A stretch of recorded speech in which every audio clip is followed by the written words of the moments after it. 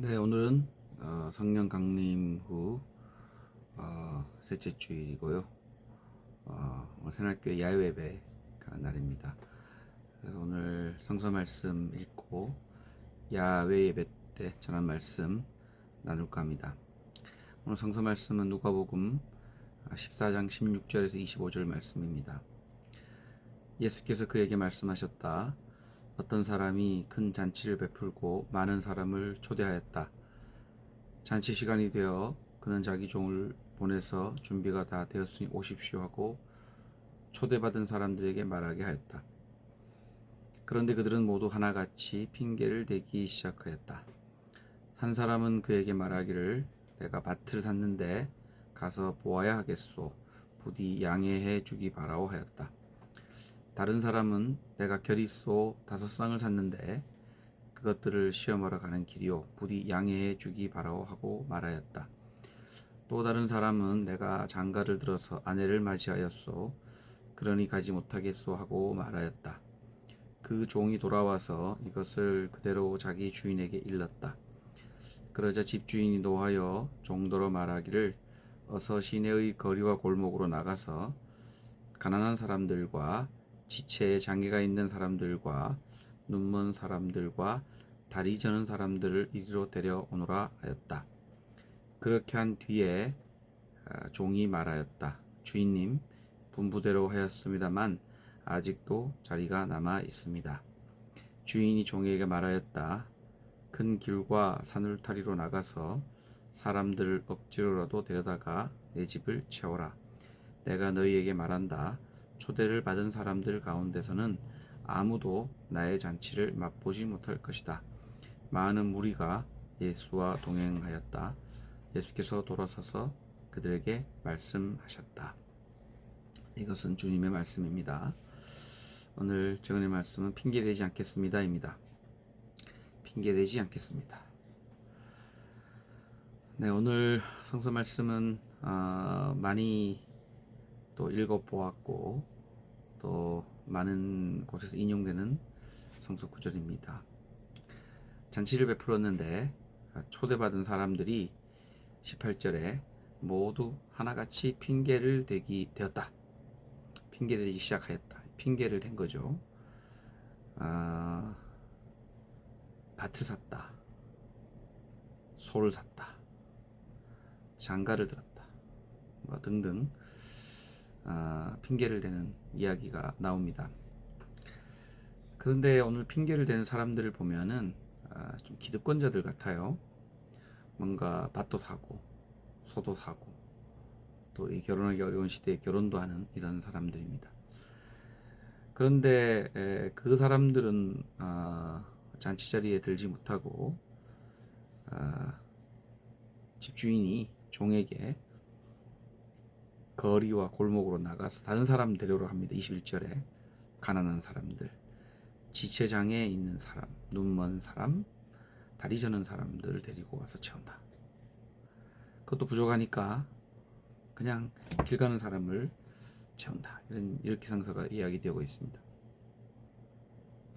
결국 잔치에는 핑계대는 그런 기득권 뭔가 갖고 있는 사람은 들지 못하고 민중들이 가난한 사람들이 또 장애인들이 참여하게 된다 라는 성서 말씀입니다. 이 말씀을 비유로 말씀하시면서 또 이것이 기록된 누가복음의 관점은 확실히 가난한 자의 복음 또 민중들의 복음이라 할 수가 있겠습니다. 결국 잔치 자리에는 그 잔치 자리에는 이미 자기 것이 많이 갖고 있는 사람은 핑계를 대고 참여하지 않게 되고 민중들이 참여하게 된다라는 그런 천국이라는 하늘나라라고 하는 것이 가난한 사람의 것이라는 것과 연결된다라고 할 수 있겠습니다. 그렇다면 어떻게 이게 하나같이 핑계를 대었을까? 이거죠. 모든 것이 주께로부터 왔고 주께로 돌아가고 주님께 맡겨져 있는 거다. 사실을 잊어버리고 자기 소유를 걱정하고 봐야 하고 시험해 봐야 하고 아내를 맞이해야 된다는 핑계를 댑니다. 사실 우리는 여러 핑계 댈 수밖에 없는 상황들을 많이 맞이합니다. 무엇인가를 해야 할 때, 참여해야 할 때, 무엇인가 나에게 주어진 소명을 감당할 때 잘 안 되고 하기 싫거나 또 혹은 하고 꼭 해야 되나 그런 생각이 들 때 핑계를 대고 회피하기 일쑤입니다. 자, 회피입니다. 위기여서 회피고 지금은 때가 아니어서 회피고 또 더 잘 준비해야 돼 회피고 다른 것도 중요한 것이 있어서 회피고 회피하고 그러다 보면은 늘 우리의 입에선 핑계거리가 끊이질 않습니다. 사실 어제 노인 윷놀이 대회를 하고 집주인으로부터 그 임대인으로부터 뭐저 직접 들은 건 아닙니다만은 의자를 많이 창고에 뒀다라는 이유로 집 방 빼라 뭐 이런 얘기를 어제 들었다고 합니다. 근데 원래 계약 조건에 천막 3개랑 의자 10개 거기에 딸린 천막 3개랑 탁자 10개 그리고 거기에 딸린 의자 이렇게 2개로 특이하게 넣어놨는데 의자 개수는 정해지지 않았어요. 근데 본인이 10개라고 하면서 나가라고 하는 겁니다. 뭐 이유를 뭐 내일 얘기해 봐야 되겠지만은 사실 뭐 위기죠. 새롭게 우리가 마련한 집인데 또 한 4년 정도 됐나요? 나가게 되는 그런 상황에 직면하게 된 것입니다. 전 사도행전의 말씀을 보면 그런 구절들이 있어요. 예수가 승천한 후에 예수를 따르던 사람이 모여 있는데 예수가 이렇게 예수 따르던 사람들이 모여 있으니까 이 박해가 시작됩니다. 박해가 시작되니까 박해를 피해서 예수 그리스도를 믿는 부활을 믿는 사람들이 이렇게 퍼져나가는 거죠. 그런 박해와 고통이 또 위기가 새로운 기회가 되는 것이죠. 또 사도행전 16장에 보면 바울이 소아시아 지역만을 선교하려고 선교 전략을 갖고 있습니다. 근데 자꾸 이렇게 안 돼요. 뭐가 자꾸 이렇게 막히는 거예요.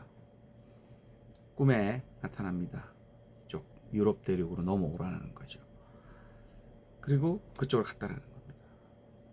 바울의 세계관은 그 소아시아 지역이었는데 그것이 자꾸 막히다 보니까 다른 쪽으로 옮기게 되는 거예요. 그러면서 또 새로운 기회를 맞았다라는 겁니다.